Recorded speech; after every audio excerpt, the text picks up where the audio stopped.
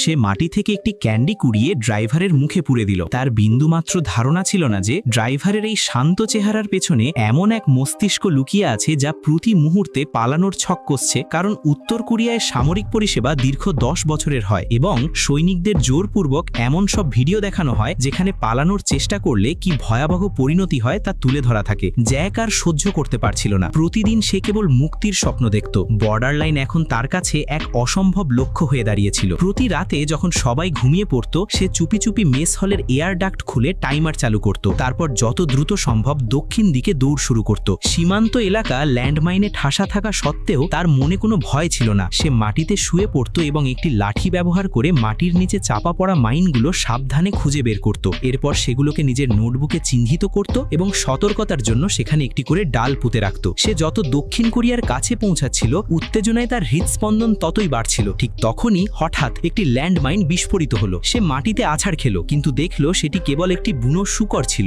সময় প্রায় শেষ হয়ে আসছিল, তাই সে দ্রুত ক্যাম্পের দিকে ফিরে চলল। সবাইকে তখনও ঘুমিয়ে থাকতে দেখে সে স্বস্তির নিঃশ্বাস ফেলে বিছানায় শুয়ে পড়ল। স্বাধীনতার সে আরও এক রাত কাছাকাছি পৌঁছে গেল। পরের দিন ট্রেনিংয়ের এক সৈনিক বলল সে যুদ্ধের গন্ধ পাচ্ছে, যার অর্থ হলো বৃষ্টি আসতে চলেছে। তার বৃষ্টি মানেই তার দেওয়া সব চিহ্ন মুছে যাওয়া। জ্যাক ঘাবড়ে গেল, কিন্তু নিজেকে সামলে রাখলো। ঠিক তখনই হঠাৎ আরও একটি মাইন বিস্ফোরণ ঘটল। সব সৈনিক তৎক্ষণাৎ সতর্ক হয়ে গেল। ভাগ্যের জোরে সেটিও একটি বুনো শূকর ছিল, আর ক্যাম্পে বুনো মাংস পাওয়া ছিল একেবারেই বিরল ঘটনা। স্কোয়াড লিডার হওয়ার সুবাদে রান্নার দায়িত্ব ছিল জ্যাকের ওপর। সে এবং তার সঙ্গীরা যখনই খেতে যাবে, ঠিক তখনই এক অফিসার সেখানে হাজির হলো। অপুষ্টির অজুহাত দেখিয়ে সে পুরো খাবার নিজের জন্য নিয়ে নিল, এমনকি জ্যাককে দিয়ে ওয়েটারের মতো সেবাও করালো। প্লেট সরানোর সময় জ্যাক কৌশলে এক টুকরো মাংস সরিয়ে ফেলে এবং পরে নিজের ব্যারাকে নিজের সঙ্গীদের সাথে ভাগ করে খায়। তাদের কাছে জ্যাক একজন কমান্ডারের চেয়েও একজন বাবার মতো ছিল। রাতে জ্যাক বিছানায় শুয়ে তার চূড়ান্ত চাল দেওয়ার প্রস্তুতি নিচ্ছিল, কিন্তু পরের মুহূর্তেই সাইরেন বেজে উঠল। সবাইকে অবিলম্বে একত্রিত হওয়ার নির্দেশ দেওয়া হলো। জ্যাকের অস্থিরতা বেড়ে গেল। সে দ্রুত ইউনিফর্ম পরে মেস হলের ভেন্টের দিকে ছুটল, কিন্তু সেখানে পৌঁছে সে জানতে পারল পালানোর সেই সুড়ঙ্গটি আগেই ধরা পড়ে গেছে।